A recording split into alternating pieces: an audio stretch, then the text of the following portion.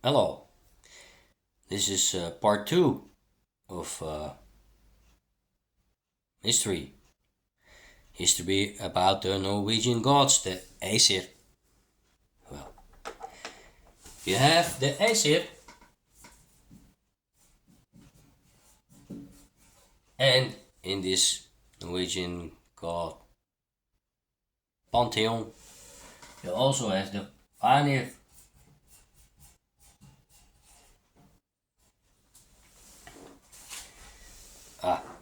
And they were at war with each other.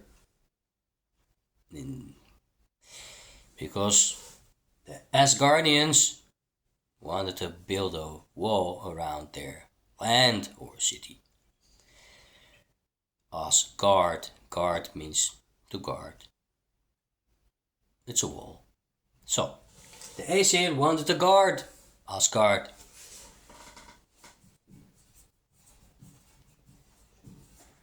The Vanir, they wanted to move.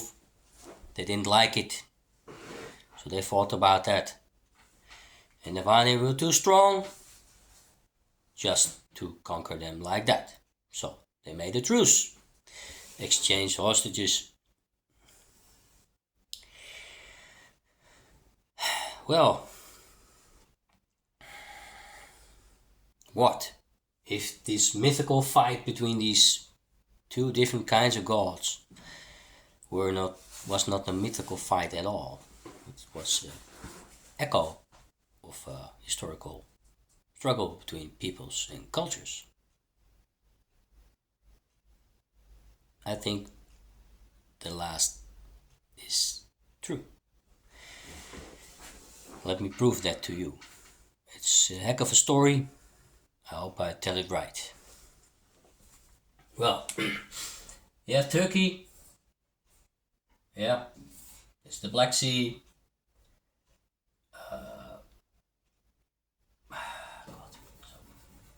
Turkey, Caucasus Mountains, Iran, Caspian Sea. So Turkey and the Middle East here, Mediterranean Sea, blah de blah. Yeah. So here is Assyria. Here is Egypt. So let's say here is Egypt, right? It's not completely true, but here's Assyria. Here's Troy. And here is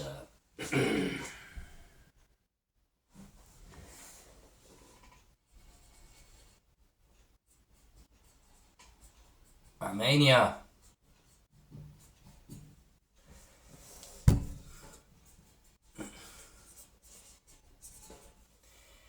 Okay. Well,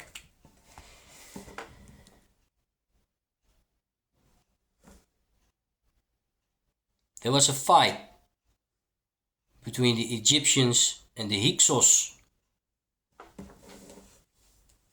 at 1700 BC. So 1700 BC, the Hyksos. There's a famous legend here about the Asi or hike.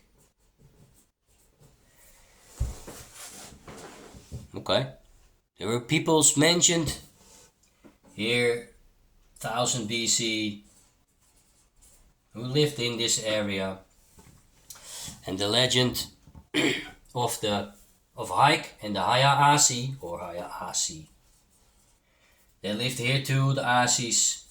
All kinds of Asis lived here, mentioned in texts 2000, 1000 BC, between that, yeah. There's a famous fight between him and Baal. Yeah. In the Indo-European language, Baal, Bialo, Bianca, Bai. means white. The B and the W and the W are interchangeable. That's language, right? It's been studied. So, the bright one. So this guy fought and moved with his army and his people. There.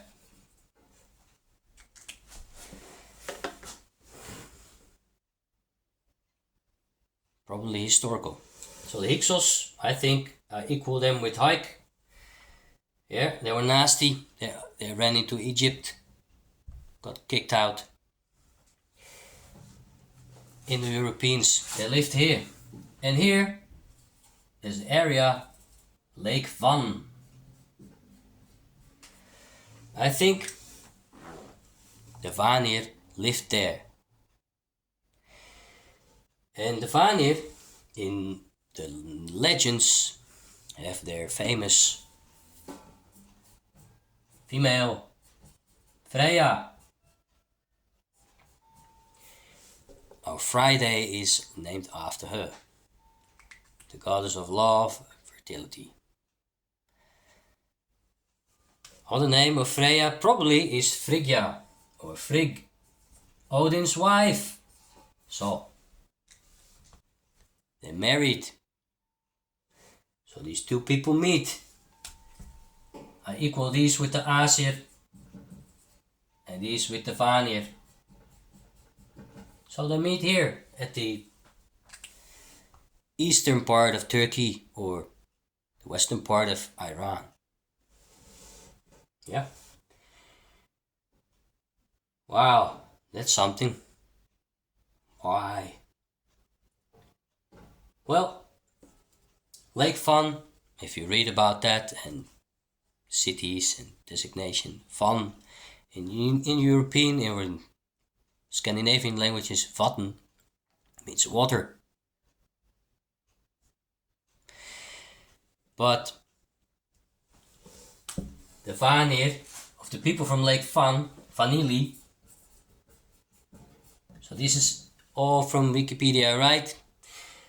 The people here, these tribes, Vanili or Bianili, the white ones, the bright ones, live there, yeah? Either by appearance, blonde, or fair-skinned, or bright in their hearts, radiant people. They were prosperous.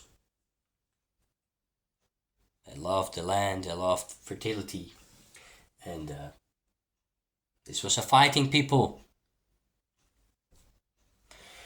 So, Freya is accompanied, and I equal Freya and Frigg, yeah, they were accompanied, she was accompanied by two cats.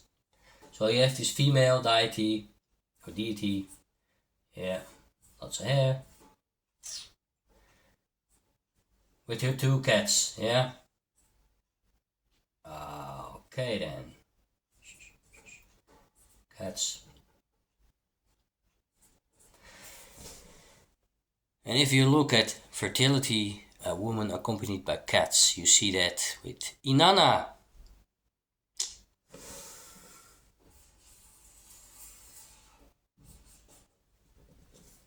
Long time ago, in this Mesopotamia here, Sumeria, Assyria, and all kinds of countries there. Clay tablets and very ancient art you find. Woman with lions, mother goddess with this very powerful animal. Probably totemic, yeah. So Freya with her cats, coming from here, being original.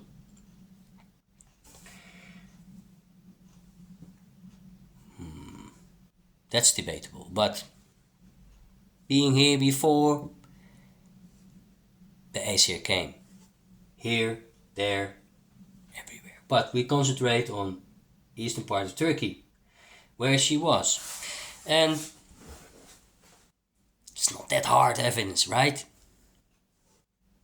But when I read that the Turkish people called the Phrygians,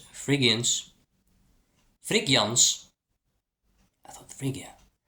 It's King Midas, right? Somewhere here in Turkey.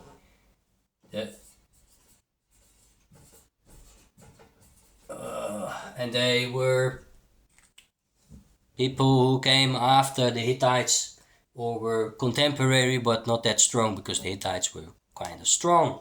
So Troy, Hittite, here, Phrygians there. So Phryg and Phrygia, okay, it fits nicely, very nicely. So, the Asir Wanir legend about these people meeting was this event. So you tie it all together. So the Norwegian gods and the Norwegians, well, part of them anyway, not all of them, but part, came from or came through the Middle East. Yeah, you still with me? There's her brother, Freyr, and his legend about fighting Baal as well. This guy fighting Baal, this guy fighting him as well. I think with the antlers of a deer. You have Samson fighting, the biblical Samson fighting an army with the jaw's bone, you know. Jaws, an ass's jaw bone, right? That was the story. This Freyr did the same. So, these stories here, biblical or not, here too. And these stories were older than the conversion of Scandinavia to Christianity, yeah? So, Freyr is the guy as the boar. Yeah, boar with a big snout and tusks. Yeah. My boar is bad, still. He has the boar as his totemic animal. And it's forbidden to eat boars here, yeah? The sculptures here.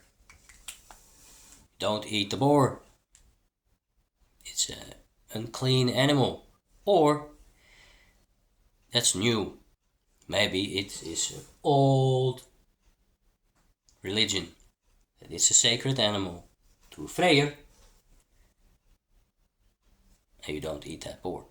It's forbidden. So maybe it's really, really old from around here.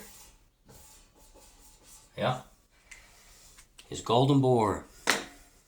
Well,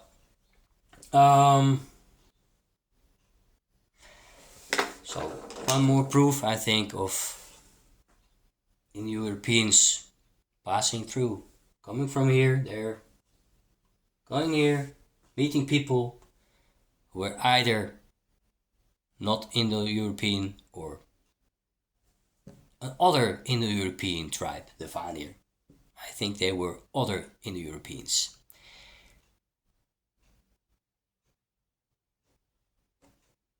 Not 100% sure about that, but if you look at the language, the designation, Banili, I would say yeah, Indo-Europeans. The Phrygians, by the way, are known, the Phrygian cap. Yeah, let's make some room, yeah. Well, there's lots of remnants of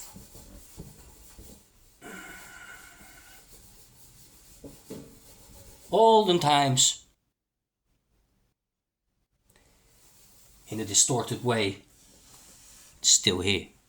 Yeah. Actually, what I'm going to show you, it's quite funny.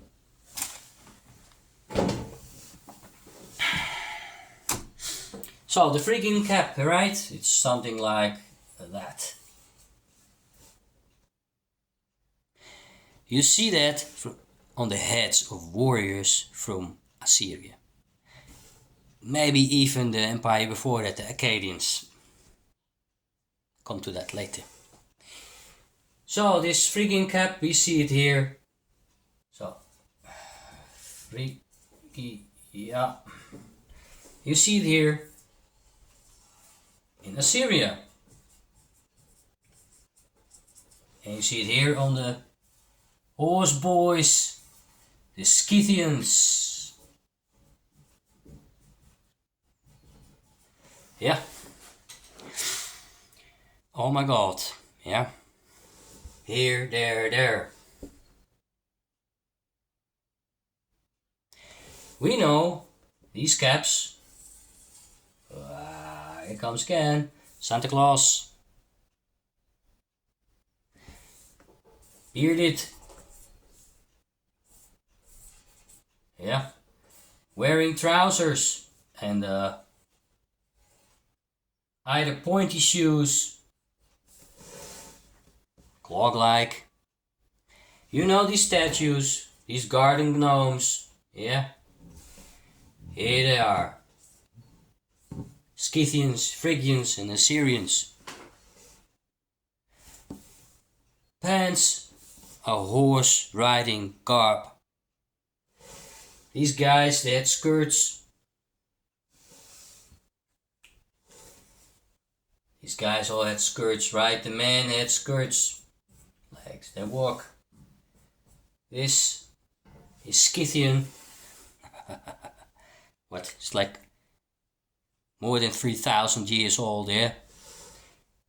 We have an echo of that in our gardens as garden gnomes. Yeah. So, history is tenacious.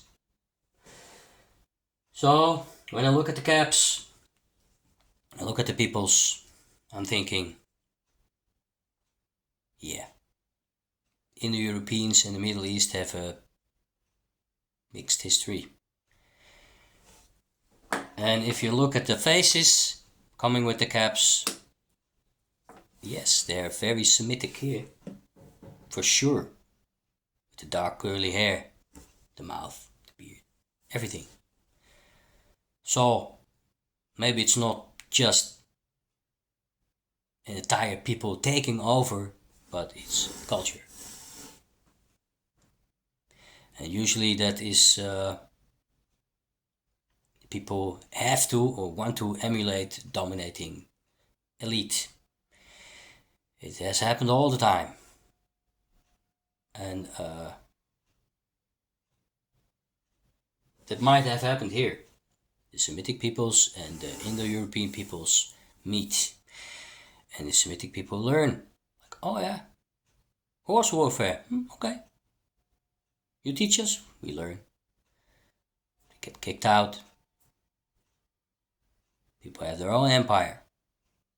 Or people mix. They simply mix. And the facial features, they mix as well. That would be nicer, yeah? So it's not always conquering and killing, but sometimes it's learning. And if you look at the Chinese, for example, who probably learned metalwork from these horse boys, they learned. And they were very good at adopting it. The Chinese were very good at bronze work. It's like they were far better than these horse boys.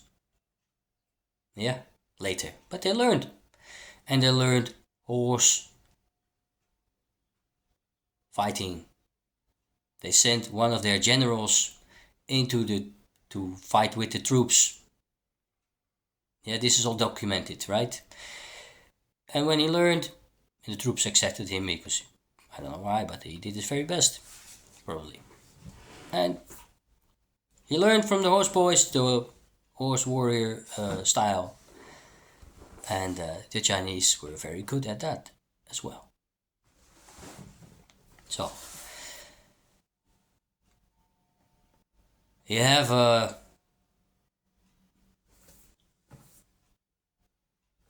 dispersion of culture, a I'm going to say something. I hope people are not offended, because I'm not talking here about how great these Caucasians or the horse boys, yeah, these horse warriors, that they were such nice people. Yeah, you see my face. I don't like this fighting. Yeah, but it happened. I'm here to find the truth and not being nice to my human subfamily. Yeah. So these horse boys, it's documented that this is a sidetrack. I hope you accept it. It's about culture, learning, and dispersion. Yeah. You have the Ural Mountains, and the steppe, and you have the Black Sea, the Caspian Sea, and the Mediterranean, the Gulf, blah blah blah. And so it's Western Europe, West and East, and far away you have Mongolia, China. Yeah. And you had the Turks here. Very interesting word, Turk, I think they call it. I'm not sure. But Turk and Tor, Turk meaning strong. And you have here the country Iran. And in the Avesta, one of those ancient Iranic texts, you have Turan. If it is this, I'm not sure, but one father had some sons, and one founded Iran, the other Turan. So the land of honor, Iran, honor, and the land of the strong, Turan. West, East. Okay. The Turks have the Ruran Khaganate. Yeah, we're talking about something 600 after Christ. Yeah, 600 AD. You have this Turkish confederation, and they have this ruling clan,